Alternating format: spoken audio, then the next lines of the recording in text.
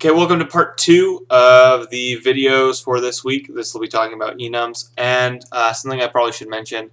I may have pushed a little too far ahead on the original model. So a lot of the assignments this week talk about completing those relationships between your model classes. A lot of you already have done that, so just make sure to clean some of those up if you feel like you need to, and that'll be pretty good for the assignments this week. I know it wants you to at least use a list and some iteration logic over a list. I believe all of you should be able to do that. So maybe that's the only thing you have to do since you already have a lot of the relationships between your classes.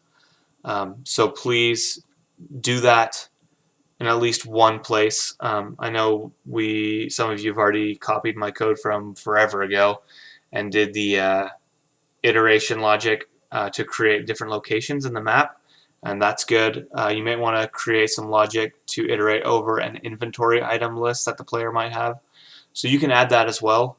And it doesn't have to be anything completely sensible. You can just make sure you're doing something to demonstrate that you know what lists are, or arrays, whichever one you prefer. You don't have to do one of each, just make sure you do one or the other. And then let me know where in the code that is when you submit the assignment. That'll help me a lot.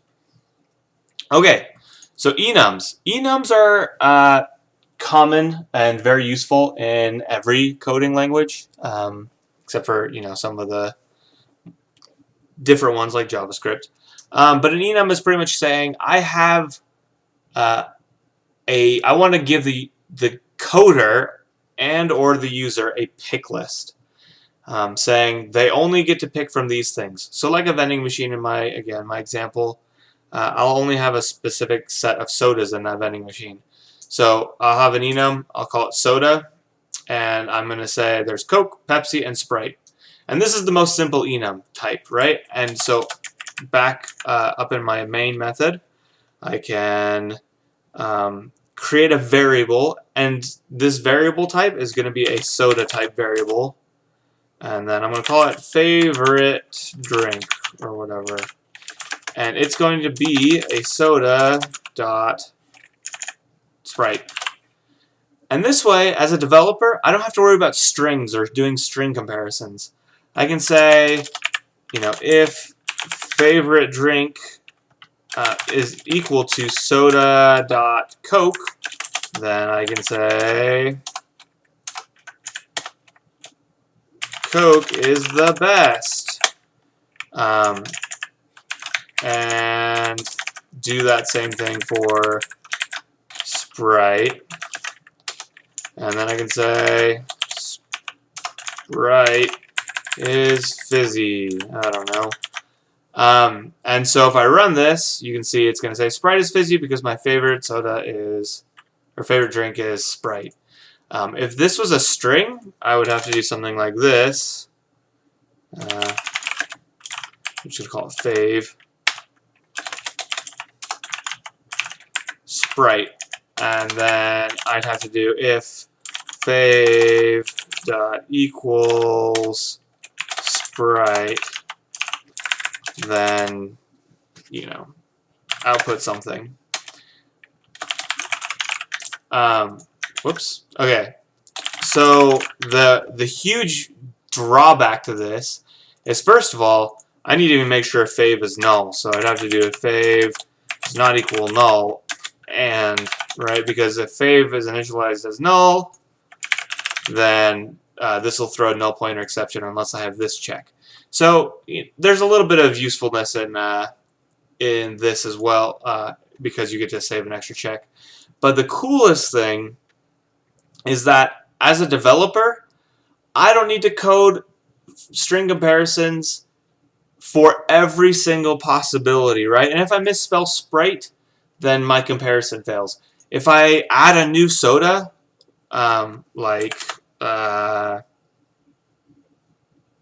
shoot, I don't know, root beer, then I don't have to add this check everywhere I have a soda check that I'm working with, right? Now everywhere that's a soda, I automatically can add this. I can automatically check if it's a root beer. So in the most basic sense, an enum is like a restricted list of what we want to give our developers and our users access to. You can enhance enums a bit, right? Because if I ever wanted to output this enum, right, my favorite drink, I'm going to get rid of this string.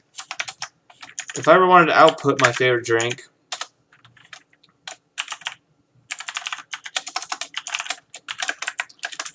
I could do my favorite drink here, but what's going to output is what this actually reads as. So if I set this as root beer and run it, you can see it says root beer, and that's like, you know, it's cool, but it has an underscore, so it's kind of weird, and I kind of want it to be like, you know, regular case. And so we can make our enums work better by adding a variable to them and changing the constructor. So the variable is private like always, and we're going to actually make it final because we're going to have it set once and not change. And we can have it a string, and we'll call it description or fancy name. Or not fancy name. Call it formatted name. And then we create a constructor for soda, and we'll pass in a string, which is I'm going to call it fn for formatted name. And then I'm going to just say this dot formatted name gets fn, and then I'll have to do a getter, so I'll create a public string get, I'm just going to call it name, and maybe I should just call this name. That'll make things a little easier, then I don't have to type so much. And I'm going to return this dot name. And again, this keyword is completely optional. It's there for clarity, saying refer to this instance of the object. So now these are all failing because I need to put a constructor in here. So for Coke, I'm going to set. I need to call the constructor that I created. I'm going to call it Pepsi. This one I'm going to call Sprite. And this one I'm going to call root beer. And so now, if I output this, or my constructors, the way I reference them doesn't change. And if I run this, it'll still say root beer this ugly way. But what I could do is call the getName method on favorite drink, and that'll return the nice formatted one.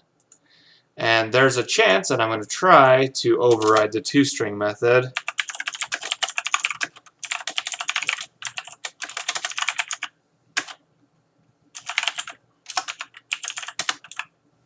And I wonder if this will work. So now, so now when I run this code, I got rid of my .getName method on favorite drink, and this is still going to work because every object in Java has this toString method, and by default, it has different functionality. On our train car, it printed out the Java gibberish that had the memory location. But on enums, it prints out the enum, I guess, variable name. I don't know what you'd call these, the enum value.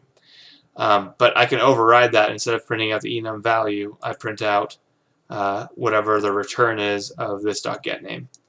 So that's enums.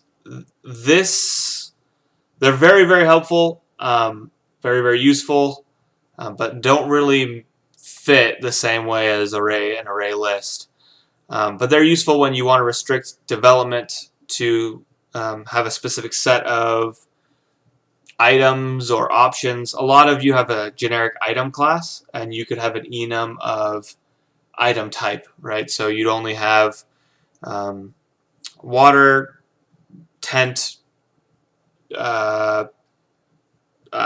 protein bar, as your item types. In the orb game, you could have an enum for all of the different items that are there, so you don't have to code for a string for each one of those and do all of this string manipulation. String manipulation in Java is notoriously annoying because strings can be anything.